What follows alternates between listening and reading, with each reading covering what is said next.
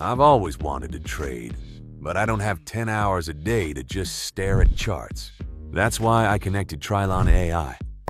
It's not magic, it's pure math. 6 powerful AI models analyzing the market 24/7 for me. While I'm living my life, AI is working for me. This is the next level of trading. Stop wasting time. Link in description. Join the Trilon AI. Hey guys, today I'm going to be sharing my tips and tricks on how to repair big dents like this so that you could be more confident with your bodywork or side projects. The first thing I always do when repairing damage is getting the overall shape of the panel back to normal. I'll start by knocking out the wheelhouse edge with a slide hammer. Then I'll knock down any crowns or high spots. Now to tackle the main damage. If you take a good look at the damage, it may look like a crease, but around the crease is actually a big dent. I'll start by using a series of glue tabs along the crease to remove the bulk of the dent. Using glue is super helpful when removing big dents because it helps move a lot of metal.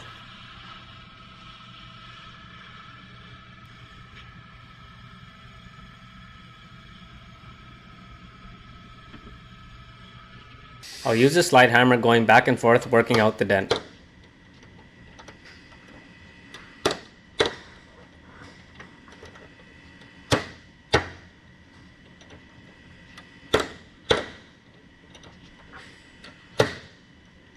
I'll strip the paint down to metal so that I'm able to use a dent puller. I'll be using the maxi, but you can also use a unispotter with pins.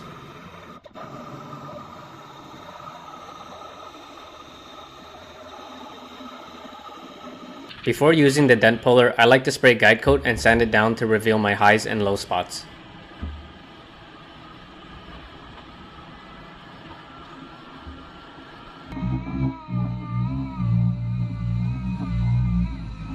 All the dark spots that were left untouched from sanding are low spots.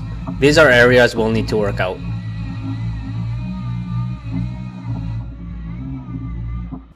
When metalworking a crease, I prefer using a slapping file instead of a body hammer. It has a wider surface area which helps knock down the high spots while not creating any extra damage. What I'm doing here is using the rod to hold pressure out on the low spot while using the slapper to knock around the crease. This will help flatten it out.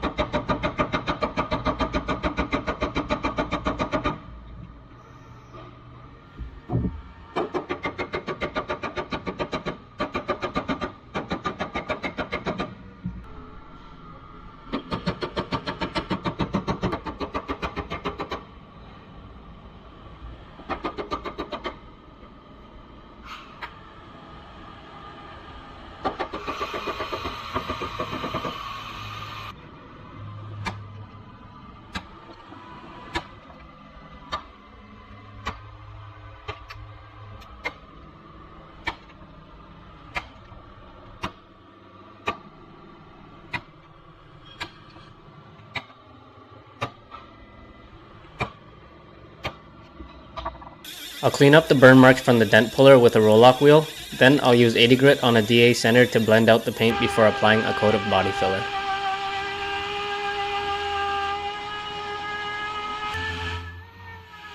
I'll start the first coat with Rage body filler. When mixing body filler, always use a clean surface. If you're starting out, I recommend using as big as a board as you can get. It can get quite messy. The mixture ratio is 50:1 body filler to hardener. I normally just put a bead of hardener about 3/4 to halfway across. When mixing body filler, you don't want to stir it as it will create air pockets in your filler. What you want to do is press it down tightly as you see me doing here. Continue doing this until it's a uniform color.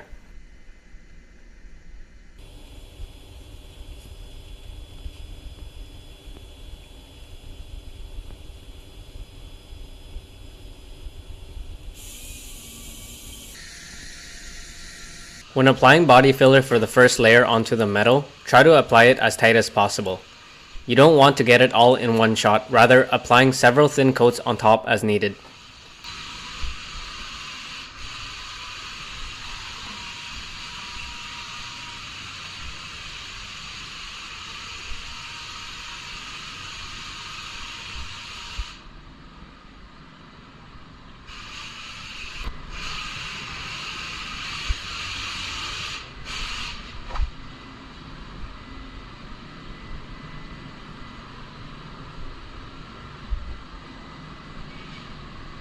I'll start sanding the first coat with 80 grit sandpaper.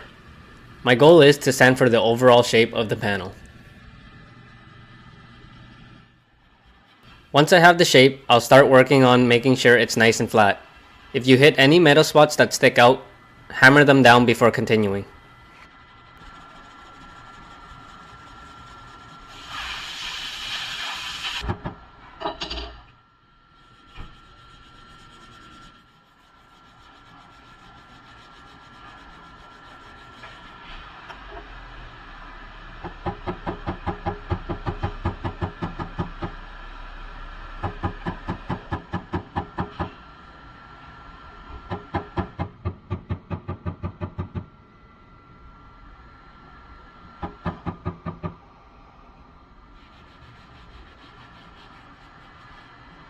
Now that I'm happy with the overall shape, it's ready for a coat of metal glaze.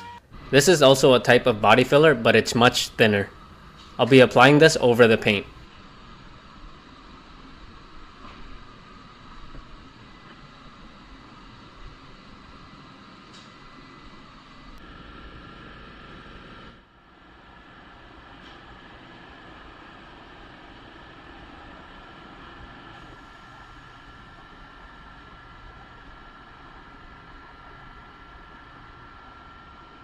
I always apply this as a final coat to blend out the bodywork and to fill in any deep scratches from the last coat.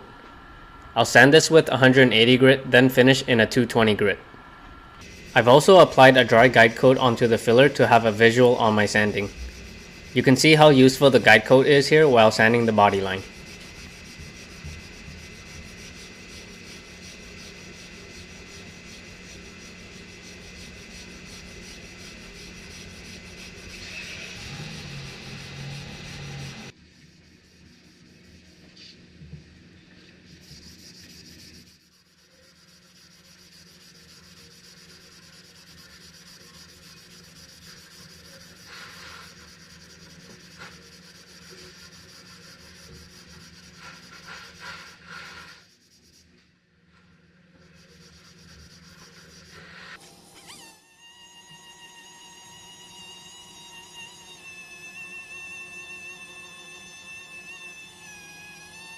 With the block sanding done, I'll use a DA sander with 220 grit to remove any block sanding scratches on the paint around the body filler. Then I'll apply Evercoat's 440 Express to fill in any micro pinholes.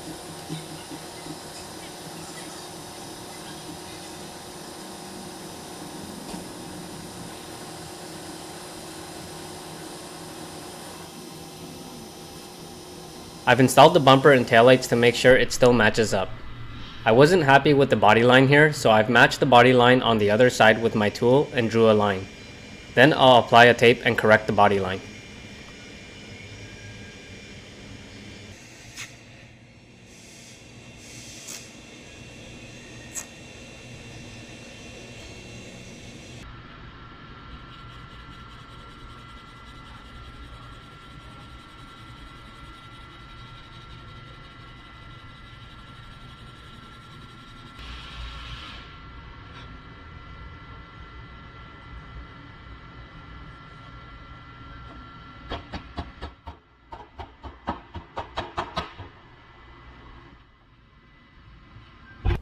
With everything corrected, the final thing to do is to double check the bodywork. I'll spray quick check over the entire area and look through the reflections for any imperfections.